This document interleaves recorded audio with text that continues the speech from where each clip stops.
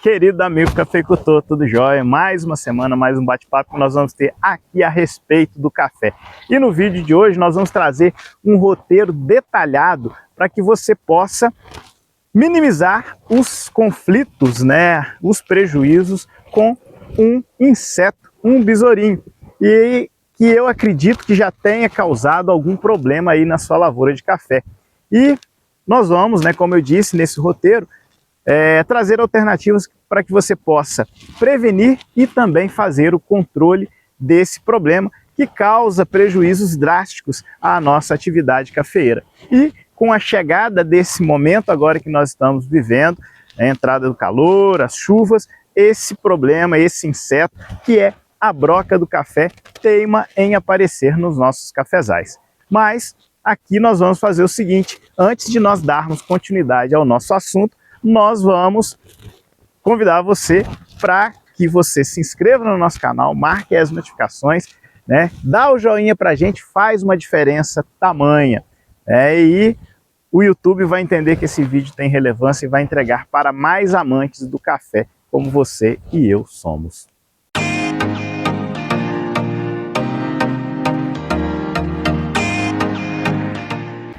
Então, como eu disse na introdução do vídeo, nós vamos falar hoje a respeito de alguns métodos, de 4 métodos de prevenção e controle da broca do café, que é um pequeno besouro, da espécie Hipotenemus rampi, e é um pequeno, como eu disse, um pequeno besouro que se alimenta dos grãos de café. O inseto, a fêmea, vai fazer a postura nos grãozinhos de café, fura ali ela deposita os seus ovos, e desses ovos vão sair larvas que vão adentrar a semente e vão se alimentar ali da semente, provocando danos, E existem impactos diretos desses danos que a broca provoca. O primeiro deles, e talvez o mais importante, é a perda de peso, ou seja, perda de rendimento. Um talhão, uma lavoura atacada pela broca, a gente pode mensurar até 40% de redução da produtividade por conta da perda de peso que a broca acarreta aos grãos. Mas por que essa perda de peso? Porque ela vai se alimentar da semente, se alimentando ali da semente, vai reduzir a massa dessa semente. Um outro detalhe também que pode prejudicar, e vai prejudicar, é com relação à perda de qualidade, porque ali, uma vez que furou, começou a se alimentar, abre portas para a entrada de fungos que vão promover a deteriorização desse grão, fazendo com que ele perca a qualidade. E como eu já disse também, nós estamos nesse momento agora com condições climáticas favoráveis para o aparecimento desse problema, dessa broca. E outro detalhe, nós viemos aí de uma safra, de um ano safra bem atípico, que foi o 23-24, que nós tivemos sucessivas floradas, que tinha grãos na planta em várias fases de maturação, inclusive grãos secos e ainda grão chumbinho. E muitos desses chumbinhos que estavam na época de colheita ficaram para trás, servindo de abrigo para a broca. Então, muito cuidado nesse momento agora, é pouco para que a gente possa se ver livre desse problema. E nós vamos falar agora, sem mais enrolação aqui, nós vamos falar de quais são esses métodos de controle. Então, preste atenção aí.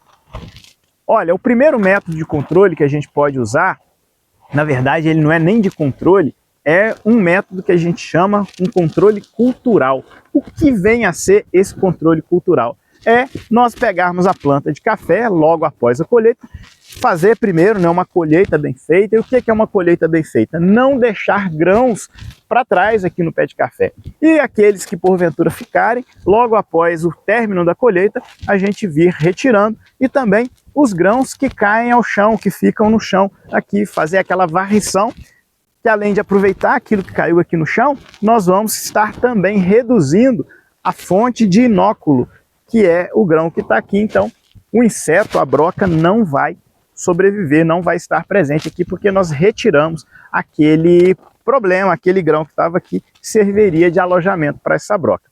Então, é importante demais que você, quando finalizar a colheita, venha fazendo um repasse, recolhendo da área produtiva, da área de lavoura, esses grãos remanescentes aí que estão sobre o solo e também que ainda ficaram nos galhos, né? Realizar uma boa limpeza nessas áreas é de suma importância para a redução desse problema. Outro detalhe interessante, reduz também, né, o ciclo reprodutivo da broca, diminui a pressão da infestação, justamente por conta daquilo que eu já falei. Você não vai ter alojamento para a broca aqui mais. Detalhe, uma dica importante, né? Coloque a limpeza da lavoura como uma tarefa prioritária logo após a colheita. Se você fizer isso, você vai reduzir demais as chances de ter esse problema atingindo a sua lavoura. Um outro método de controle é o biológico, que aí a gente vai lançar mão de agentes biológicos, fungos, insetos, que fazem a predação e parasita o besourinho da broca. Fungo, nós temos o mais comum utilizado hoje, que a indústria até está produzindo e comercializando para o controle de broca, é a Bovéria baciana. É um fungo que nós chamamos de fungo entomopatogênico, que ele vai causar doença nesse inseto da broca. E nós temos também alguns casos de insetos que são predadores de larvas, como, por exemplo, a vespa de Uganda, da espécie Proropis nasuta. É uma vespa pequena que ela vai parasitar as larvas da broca, fazendo o controle biológico desse inseto que provoca esses danos irreparáveis nos nossos grãos. Então, são duas ferramentas biológicas que nós podemos utilizar. E qual é a vantagem de se utilizar o controle biológico? O primeiro controle biológico que eu disse, que é o fungo, a Bovéria baciana, é muito mais fácil de você utilizar porque você vai vir fazer pulverização. Já a vespa, você encontra dificuldade de encontrar comercialmente esse inseto para fazer a predação da broca. Mas uma pulverização bem feita com a Bovéria, você consegue sim ter bons resultados aí no controle. E qual é o benefício disso? É um controle mais saudável, sem agressão ao meio ambiente, né, tendo um impacto muito reduzido ao meio ambiente e também a você que vai fazer a aplicação. Uma dica aqui para que você possa fazer esse controle. Busque sempre fornecedores confiáveis desses agentes biológicos e aplique nas áreas de lavoura que você identifica que são mais vulneráveis ao ataque de broca. Às vezes na divisa com um vizinho que não faz o controle, que você enxerga que a infestação está ali, é interessante fazer isso. Então vamos fazer uma revisão aqui do que nós já vimos. Nós vimos primeiro o controle cultural, agora nós vimos esse controle biológico, certinho?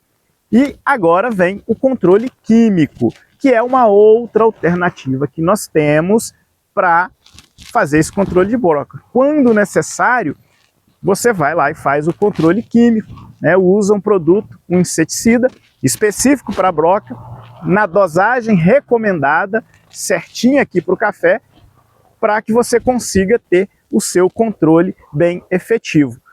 Eu costumo fazer o seguinte, indico, né, quando num caso de infestação, em épocas, né, nessa época agora, a gente entra com um controle biológico e se permanecer a infestação, se ainda tivermos broca aí ao longo do tempo, entra com um controle químico, que é um controle mais de choque.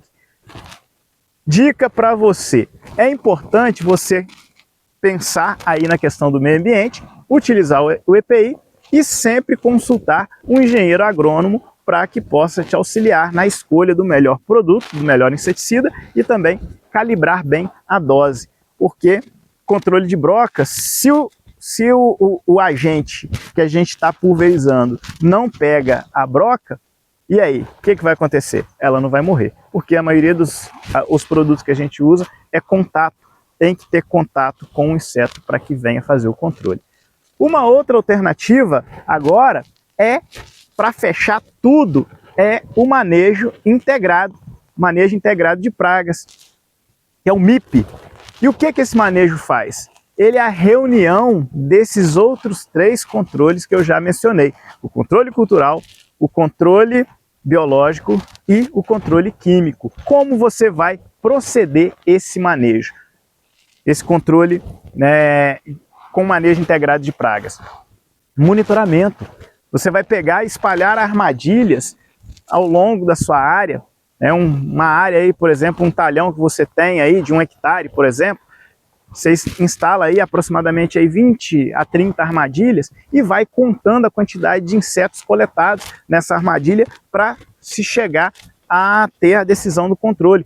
Outro também, fazer um monitoramento. Você vai escolher 3 ramos por planta, nessas 30 plantas que você colocou a armadilha, e vai ver quantos grãos, né, colher 10 grãos de cada ramo desse, fazer a contagem. Se nós estivermos ali com uma porcentagem de 3% desses grãos atacados, nós temos que fazer o controle, seja ele o biológico, seja ele o controle químico.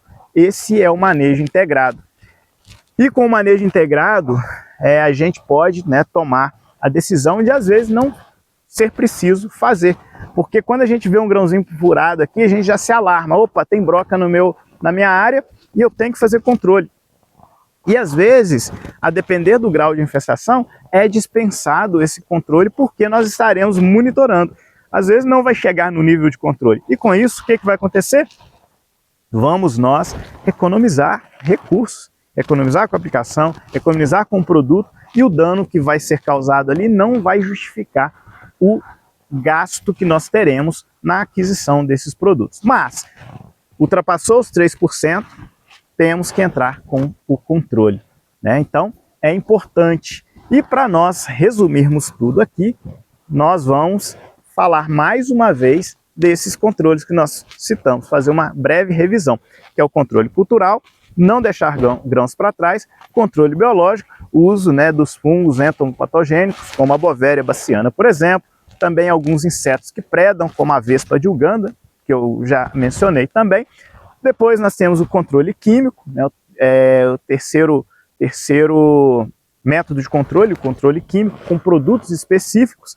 E por último, o manejo integrado de pragas. Eu estou aqui balançando a mão para lá e para cá, gente, é porque gravar na lavoura, e nesse tempo que nós estamos agora, com o clima mais quente e úmido, mosquito é o que não falta. Tem uns que dão uma zoada dentro do ouvido da gente aqui que tira a gente do sério, né? Mas vocês entendem que vocês passam isso aí no dia a dia. Então, nós vimos, né, que esses controles, eles podem e vão reduzir bastante os danos que nós vamos ter aqui com a broca. Então, é importante você utilizar, né, desses métodos para reduzir o seu prejuízo e, com isso, ter uma produtividade maior e também não perder qualidade do seu café.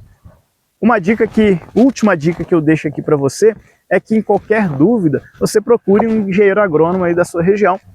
E também participe desse vídeo, pode mandar, está com dúvida, né, a respeito do controle de broca, pode nos mandar mensagem aí, né, embaixo aqui nos comentários, pode deixar sua pergunta nos comentários. O nosso WhatsApp também, sempre nós deixamos aí na descrição do vídeo, pode entrar em contato conosco pelo WhatsApp também. E eu vou ficando por aqui, mas na semana que vem, se Deus quiser, estaremos de volta novamente com mais um vídeo falando sobre a nossa situação cafeeira atual. Fiquem com Deus e até a próxima semana. Tchau, tchau.